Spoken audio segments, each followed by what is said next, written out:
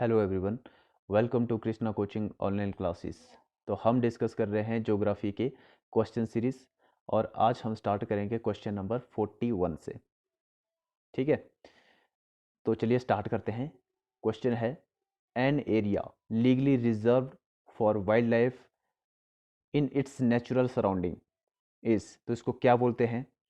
Biosphere reserve या century या फिर सोशल फॉरेस्ट या फिर नेशनल पार्क? तो इसका राइट आंसर क्या है? इसको बोलते हैं सेंचुरी। Okay, option number 2। देखो, सेंचुरी आपने देख लिया कि क्या होती है सेंचुरी, लेकिन या वाइल्ड लाइफ सेंचुरीज को बोला जाता है। एक होता है बायोस्फीयर रिजर्व, एक होता है नेशनल पार्क, एक होता है वाइल्ड लाइफ सेंचुरी। देखो, जो नेशनल पार्क होता है वो पूरी तरह से प्रोटेक्टेड एरिया होता है, मतलब वहाँ पे नो ह्यूमन एक्टिविटी अलाउड, मतलब कोई भी ह्यूमन एक्टिविटी वहाँ पे अलाउड नहीं होती है। और जो सेंचुरी होती है वहाँ पे कोई ह्यूमन एक्टिविटी अलाउड नहीं होती है, लेकिन कुछ चीज़ों जैसे घास हो गया या फिर कुछ लकड़ियाँ हो गई, तो वो वहाँ जाने की इजाज़त होती है इन सब चीज़ों को करने के लिए। लेकिन जो नेशनल पार्क होता है वहाँ पे इस टाइप की सारी चीज़ों पर बैन होता है, लेकिन सेंचुरी में थोड़ा सा उस पे चाहे घास को लेके या फिर लकड़ी को लेके थोड़ा सा उस पे होती है, रिलैक्सेशन होती है। और देखो, बायोस्फीयर रिजर्व होता है वो बहुत बड़ा होता है, मतलब ये बायोस्फीयर रिजर्व ऐसा होता है, बहुत बड़ा एरिया होता है। इस पे देखो, ये ये होता है, इसको बोलते हैं कोर एरिया। ओके, इसके अंदर कोर एरिया, यहाँ पे कोई भी टाइप की एक्टिविटी अलाउड नहीं होती है। और इसके बाद क्या होता है, ये होता है बफर जोन या फिर बफर एरिया इसको बोलते हैं। यहाँ पे कुछ हद तक एक्टिविटी की इजाज़त होती है। और जो ये बाहर वाला एरिया है यहाँ पे भी आदमियों के रहने के लिए भी व्यवस्था हो सकती है, या आदमी यहाँ पे, लोग यहाँ पे रह सकते हैं। ठीक है, तो ये बायोस्फीयर रिजर्व है। और इंडिया में कितने बायोस्फीयर रिजर्व हैं? 100, सॉरी, 18 बायोस्फीयर रिजर्व हैं इंडिया में। ठीक है, तो ये आपने देख लिया। देखो, a wild life sanctuary is an protected area that is reserve for the conservation only of wild life animal and plant species, human activity light, harvesting of timber, collection of minor forest products are allowed. तो ये थोड़ी बहुत वहाँ पे relaxation दी जाती है, लेकिन national park जो होता है वहाँ पे किसी भी टाइप की रिलैक्सेशन नहीं होती है, कोई भी ह्यूमन एक्टिविटी वहाँ पे नहीं होगी। ये होता है नेशनल पार्क। ठीक है, नेक्स्ट क्वेश्चन पे चलते हैं। Which one was the first biosphere reserve project scheme? Sundarban biosphere reserve, Nilgiri biosphere reserve, या फिर नंदा देवी, या फिर gulf of Mannar biosphere reserve?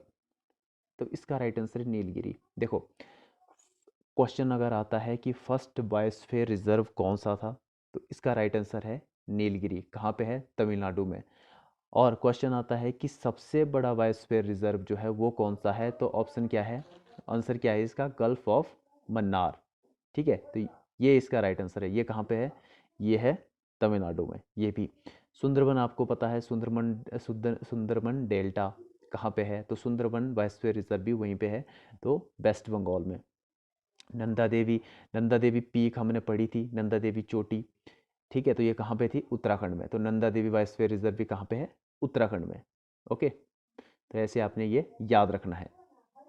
देखो, तो established in year 1986 Nilgiri biosphere reserve in India's first biosphere reserve. Okay, तो ये आपने याद रखना है कि नीलगिरी जो है वो इंडिया का फर्स्ट बायोस्फीयर रिजर्व है, और सबसे बड़ा जो बायोस्फीयर रिजर्व है वो गल्फ ऑफ मन्नार है। ओके, तो इतनी बात आपने याद रखनी है। नेक्स्ट क्वेश्चन पे आओ। Shivpuri national park of Madhya Pradesh is important of for, तो एक तो ये चीज़ आपकी पक्का होगी कि शिवपुरी नेशनल पार्क कहाँ पे है? मध्य प्रदेश में है। और ये है किस लिए? ये है लेपर्ड एंड चीतल के लिए। ठीक है, ऑप्शन 4 इसका राइट आंसर है। लेपर्ड एंड चीतल के लिए ये रिजर्व है। ठीक है, यहाँ पे कंजर्व किया हुआ है। ओके, तो देखो, predominant wild animal species that inhabits the park in the deer, of which the most easily cited are the graceful little chinkara, या फिर इंडियन गैजल भी इसको बोलते हैं, ये हिरन है चिंकारा या इंडियन गैजल, एंड द चीतल. Other species that have their habitat in the park are नीलगाय, सांभर या फिर चौसिंगा of four-horned antelope, black buck, salt deer, leopard and common langur. Okay, तो ये भी यहाँ पे पाए जाते हैं. नेक्स्ट क्वेश्चन पे, one Mahotsav is associated with, तो जैसे नाम से ही पता लग रहा है इसका वन महोत्सव, तो ये किससे रिलेटेड है, आप खुद आंसर इसका दो. Cutting trees, planting trees, increase in crop या फिर प्रोटेक्शन ऑफ प्लांट. तो right answer is protection of plant. तो वन महोत्सव किससे रिलेटेड है, प्रोटेक्शन ऑफ प्लांट से रिलेटेड. देखो, Van Mahotsav is an annual tree planting festival in India celebrating in the first week of July. तो ये आपने याद रखना है कि इसको फर्स्ट वीक ऑफ जुलाई में सेलिब्रेट किया जाता है. This movement was initiated in the year 1950 by India's then union minister of agriculture Kulapati doctor के.एम. मुंशी. तो ये आपने याद रखना है कि ये कब स्टार्ट हुआ था, 1950 में इसको स्टार्ट किया गया था, और जुलाई के फर्स्ट वीक में इसको सेलिब्रेट किया जाता है. तो ये आपने याद रखना है. नेक्स्ट क्वेश्चन पे चलते हैं. Which one of the following is a wild life century. तो वाइल्ड लाइफ सेंचुरी कौन सी है, जलालपारा, गरुमारा या फिर कार्बेट या फिर चंपरामरी. देखो, इसका राइट आंसर है Jim Corbett. Jim Corbett national park भी है और वाइल्ड लाइफ सेंचुरी भी है. तो इन दोनों में डिफरेंस मैंने आपको पहले बता दिया था कि जो वो नेशनल पार्क होता है वहाँ भी कोई भी ह्यूमन एक्टिविटी नहीं होगी, लेकिन जो वाइल्ड लाइफ सेंचुरी है वहाँ पे कुछ हद तक जैसे घास काटना या फिर लकड़ी काटने की थोड़ी इजाज़त रहती है. तो जिम कार्बेट नेशनल पार्क भी है और ये एक वाइल्ड लाइफ सेंचुरी भी है. तो देखो, जलालपारा, गौरमारा या फिर चपरामरी ये कहाँ पे हैं, वेस्ट बंगाल में. क्या है ये नेशनल पार्क है. ठीक है, तो ये आपने याद रखना है. तो इसके बारे में देखो, Jim Corbett national park is the oldest national park in India. ये आपको पता है. It is situated in Nainital district of Uttarakhand. Okay, the park acts the protected area, the endangered Bengal tiger of India. ठीक है, तो यहाँ पे बंगाल टाइगर को कंजर्व किया गया है या प्रोटेक्ट उसको किया गया है. दूसरा आपने याद रखना है कि जिम कॉर्बेट नेशनल पार्क जो है वो इंडिया का सबसे पुराना नेशनल पार्क है और इसको हेल्ली नेशनल पार्क भी बोला जाता है. ओके, तो ये भी कई बार ऑप्शन में आता है कि हेल्ली नेशनल पार्क या जिम कॉर्बेट नेशनल पार्क वो एक ही है. नेक्स्ट क्वेश्चन है, national botanical garden is located eight Shimla, Kolkata, Lucknow या फिर बेंगलुरु. तो नेशनल बोटेनिकल गार्डन कहाँ पे है, ये है कोलकाता में, वेस्ट बंगाल में. ठीक है, तो ये आपने याद रखना है. देखो, botanical garden of India is located at Shivpur in Kolkata, West Bengal. The Acharya Jagadish Chandra Bose Indian botanical garden of Calcutta. Botanical garden, देखो, Jagadish Chandra Bose Indian botanical garden या Calcutta botanical garden, previously known as Indian botanical garden. Okay, is the largest and oldest reserve of, क्या किया गया है reserve यहाँ पे, greeneries of its kind in South East Asia. The garden is situated on the bank of Hooghly river. ठीक है, तो ये आपने याद रखना है कि हुगली रिवर भी कहाँ से बहती है. तो ये भी आपको पता है कि ये वेस्ट बंगाल से होते हुए बहती है. ठीक है, तो उसके किनारे पे ये सिचुएटेड है.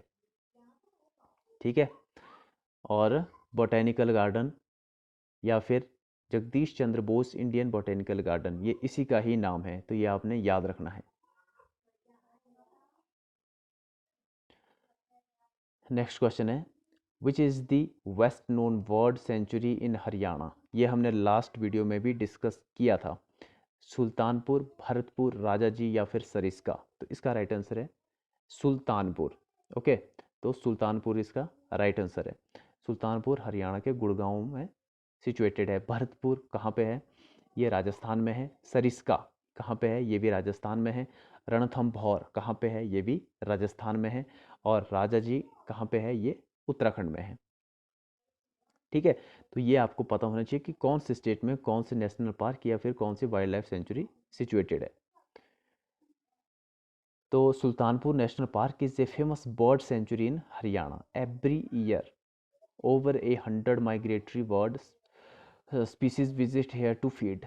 ठीक है, तो हमने लास्ट वीडियो में डिस्कस किया था कि साइबेरियन सार्स या साइबेरियन क्रेन जो होते हैं वो साइबेरिया से आते हैं। कौन से जगह पे? जो घाना राजस्थान में वाइल्ड लाइफ सेंचुरी है वहाँ पे आते हैं।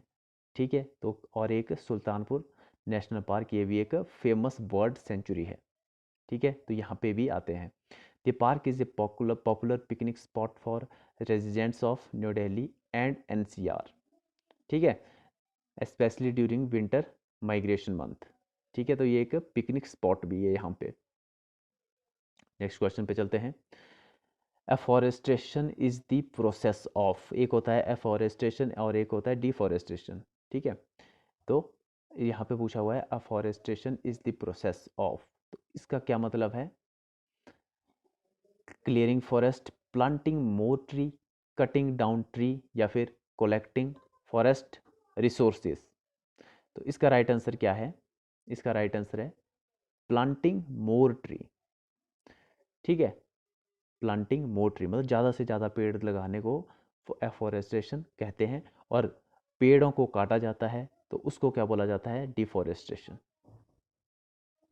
ठीक है, देखो, afforestation is the establishment of a forest और stand of trees in an area where there was no forest. Many government and NGO directly engaged in program of afforestation and create forest. ठीक है, तो आपने इतनी सी याद रखना है कि अफॉरेस्टेशन को क्या बोला जाता है कि हम ज़्यादा से ज़्यादा जब पेड़ लगाते हैं उसको बोला जाता है। नेक्स्ट क्वेश्चन है, Mudumalai sanctuary is famous for? Tigers के लिए, बाइसन के लिए या फिर बर्ड्स के लिए या फिर एलिफेंट्स के लिए? तो इसका राइट आंसर क्या है? टाइगर। मुद्दुमलई सेंचुरी किसके लिए फेमस है? ये है टाइगर के लिए। तो देखो इसके बारे में, the Mudumalai national park and wild life sanctuary now also declared a tiger reserve lies on the north western side of the Nilgiri hills. ठीक है, तो ये नीलगिरी हिल्स में ये सिचुएटेड है, नीलगिरी डिस्ट्रिक्ट में। ठीक है, तो ये आपने याद रखना है कि ये तमिलनाडु में मुद्दुमलई नेशनल पार्क है जहाँ पे टाइगर को प्रोटेक्ट किया गया है। Okay, on the interstate boundaries with the Karnataka and Kerala state in the south India. The sanctuary is a haven for Bengal tiger and Indian leopard and other threatened species. ठीक है, तो ये आपने याद रखना है कि मुद्दुमलई नेशनल पार्क कहाँ पे है? ये है तमिलनाडु में, नीलगिरी हिल्स में। नेक्स्ट क्वेश्चन पे चलते हैं। Kaziranga national park is situated, तो ये आपको पता है काजीरंगा नेशनल पार्क असम में है। ठीक है, तो असम इसका राइट आंसर है। देखो इसके बारे में, Kaziranga national park is situated in Assam. It was declared world heritage site 1985 में इसको वर्ल्ड हेरिटेज साइट घोषित किया गया था। और वर्ल्ड हेरिटेज साइट कौन घोषित करता है? वो यूनेस्को के द्वारा इसको वर्ल्ड हेरिटेज साइट बनाया गया था। ठीक है, तो इतना आपने याद रखना है, बार बार हम इन चीज़ों को रिपीट कर रहे हैं। ठीक है, और ये क्वेश्चन ऐसे ही एग्ज़ाम में थोड़ा बहुत घुमा फिरा के पूछे जाते हैं, लेकिन आंसर इनका वैसे ही होता है। तो इसलिए आपने ध्यान से पहले क्वेश्चन को पढ़ना है और उसके बाद फिर आपने खुद आंसर देना है। ठीक है, और उसके बाद फिर अब मेरा आंसर सुनना है। ठीक है, तब जाके आपके बहुत ये अच्छे से क्लियर हो पाएगा। ओके, मिलते हैं नेक्स्ट वीडियो में।